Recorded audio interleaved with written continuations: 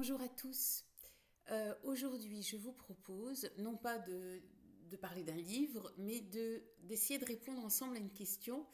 Faut-il être très compatissant? Faut-il être compatissant pour être un bon psy, pour faire un bon psy? Alors, ce que je vous conseille, c'est si vous adhérez à ce que je vais vous expliquer, vous likez. Si vous avez des opinions divergentes ou complémentaires, je vous invite à les mettre dans les commentaires. Ça permettra aussi d'alimenter la chaîne et d'alimenter de nouvelles vidéos. Alors, je vais essayer d'être concise parce que j'ai toujours ces 15 minutes et la plus exhaustive en même temps, ce qui est très... c'est totalement impossible, mais on y va quand même. Alors, aux origines de la psychologie, on a la psychiatrie de Charcot, où on voit le médecin qui détient le savoir, qui agit sur le patient. Alors quelquefois c'était dans des amphis avec plein d'étudiants euh, spectateurs, où on soignait avec l'électricité, avec des bains glacés, etc. Le modèle étant l'hystérique, qui faisait des crises, qui somatisait, etc. Et qui le plus souvent finissait en asile, qui étaient ce n'étaient même pas des hôpitaux, quoi. C'était des conditions de vie et de soins absolument abominables. Et donc on a cette opposition du psychiatre, du psy qui sait, et du patient qui n'est pas grand-chose. Il n'est même pas traité comme un humain. Euh, bon, ce travail-là va être évidemment remis, et heureusement remis en question, et naît la psychanalyse. Alors, la psychanalyse traditionnelle à la base, avec l'analyse, on connaît bien le principe du divan, avec, excusez-moi, le psychanalyste en retrait, il n'y a pas de face à face, il n'y a pas de regard, et c'est justement ce qui, selon la théorie psychanalytique, permet la libération de la parole. Et donc, on a un patient qui souffre, qui ressent, hein, pathos, et un psychanalyste qui est omniscient, mais qui n'agit évidemment pas sur le corps. Là, on est complètement en opposition avec la psychiatrie du 19e siècle, mais qui n'intervient que rarement sur des choses très pointues, très précises, pour relancer le discours du patient, pour l'aiguiller. Donc, neutralité, bienveillante, évidemment, le patient n'est plus un fou, presque un ennemi qu'on doit écarter de la société, mais on reproche souvent à ces analyses euh, d'être longues, mais surtout d'avoir quelqu'un qui est presque absent.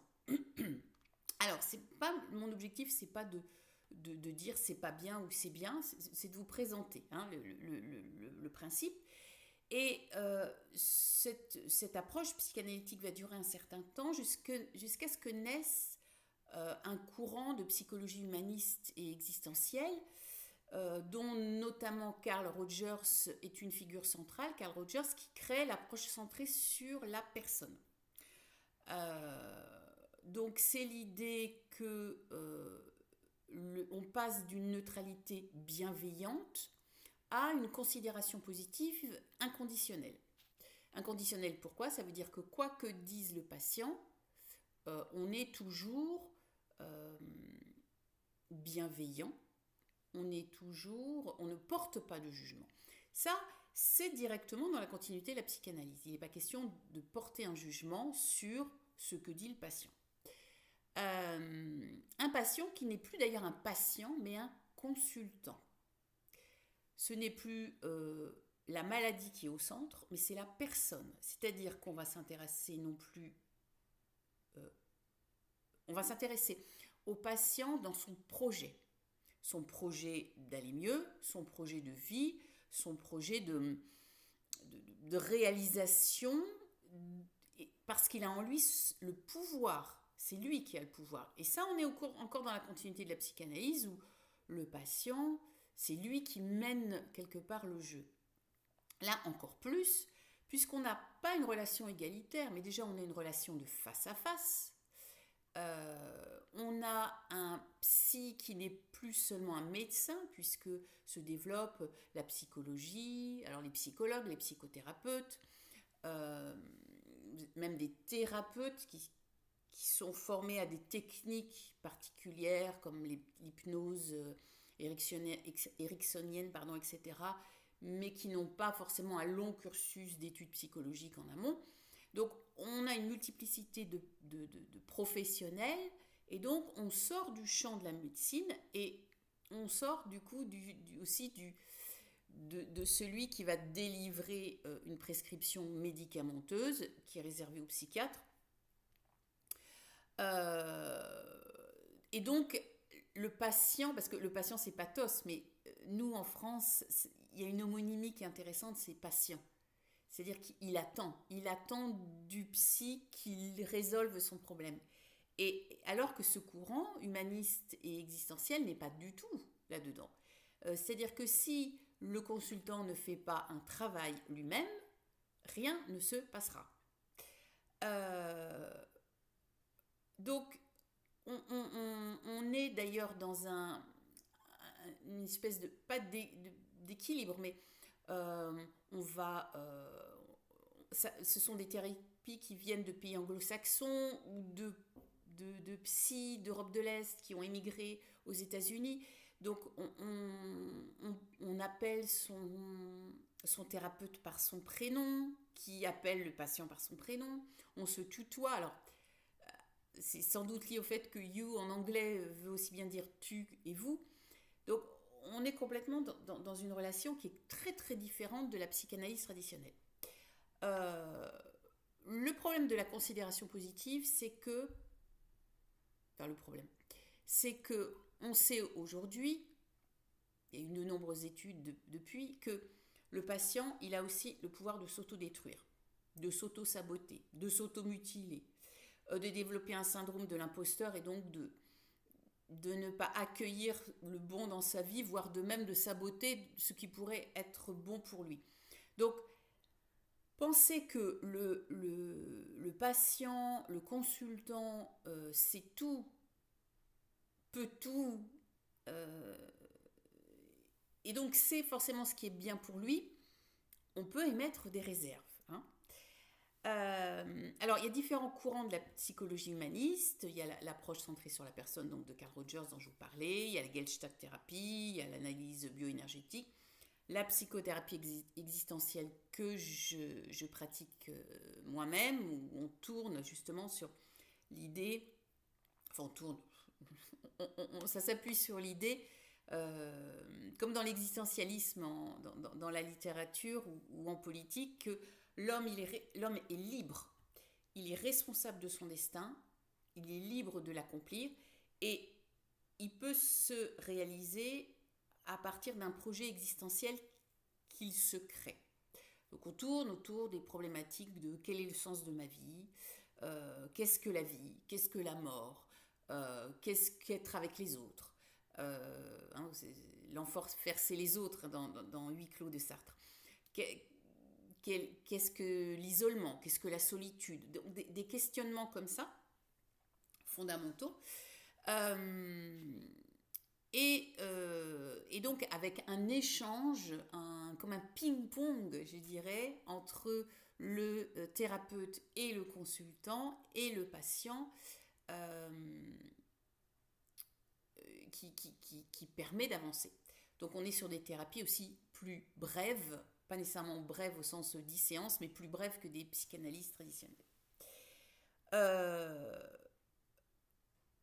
Donc le patient devient un partenaire. On peut aller encore plus loin avec le coaching, où c'est le patient qui fait carrément 75%, je dirais, du travail, et où le coach le dirige, mais lui donne des tâches à accomplir, je dirais, et le consultant doit les effectuer, puis s'il ne les effectue pas, le coaching n'est pas réussi et prend fin. Sauf que ça ne répond pas aux questions qu'on a de la résistance. Parce que il peut y avoir une résistance à ce que dit le thérapeute, il peut y avoir une résistance à la résolution du problème, il peut y avoir une résistance à la levée du symptôme, il peut y avoir... voilà. Et ça, seul le thérapeute peut débloquer ça. Parfois, seul le thérapeute s'en rend compte. Vous avez des personnes qui vous disent non, je n'ai pas de problème avec l'autorité. Mais vous, en tant que thérapeute, vous avez bien vu qu'il y en avait un. Et tant que la personne n'est pas prête à voir ça, elle ne peut pas avancer sur ce terrain-là. Donc, le thérapeute n'est pas en collusion avec le patient. Il n'est pas là pour dire oui à tout. Il peut dire non, je ne suis pas d'accord. Il peut même dire non, je ne suis pas d'accord et moi je sais mieux que vous, par moment. Et c'est ce qui fait la différence entre aller voir un thérapeute ou prendre un petit guide de développement personnel avec des exercices et à la fin vous êtes guéri, entre guillemets. Donc, est-ce que le thérapeute va être dans la compassion ? C'est-à-dire sentir avec, ressentir avec ? Il va ressentir plus ou moins consciemment dans un travail entre le transfert et le contre-transfert, on pourra évoquer plus tard cette question-là, il va ressentir, il va être avec, mais il ne va pas être... je prends un exemple très concret, il m'est arrivé de pleurer avec une amie qui était dans la souffrance et qui pleurait. Je ne pleure jamais face à des patients qui pleurent. Pourquoi ? Parce que je suis dans cette distance nécessaire. Donc, est-ce qu'on est dans la compassion ? Non, au sens strict du terme. Pourquoi ? Parce que cette distance, cette neutralité finalement, elle est précurseur du soin thérapeutique. On est là pour le patient, on est là face au patient, mais on n'est pas là avec le patient, c'est-à-dire sur la même ligne. Parce que ça voudrait dire qu'on adopterait quelque part sa maladie. C'est un peu comme j'ai fait une formation en alcoolologie et le médecin alcoologue nous disait mais pour être un bon thérapeute en alcoolologie, il faut avoir été soi-même alcoolique. Bon, alors ça voudrait dire aussi que pour être un bon psy, il faudra avoir été schizophrène, dépressif, paranoïaque, hystérique, etc. Évidemment que non, parce que quand vous consultez un psy, c'est parce qu'il va bien. Enfin, il est supposé aller bien. D'abord, il est supposé avoir fait une thérapie lui-même. Donc, est-ce qu'il faut être un bon psy ? Est-ce que pour être un bon psy, il faut être compatissant ? Je dirais non. À vous de me dire.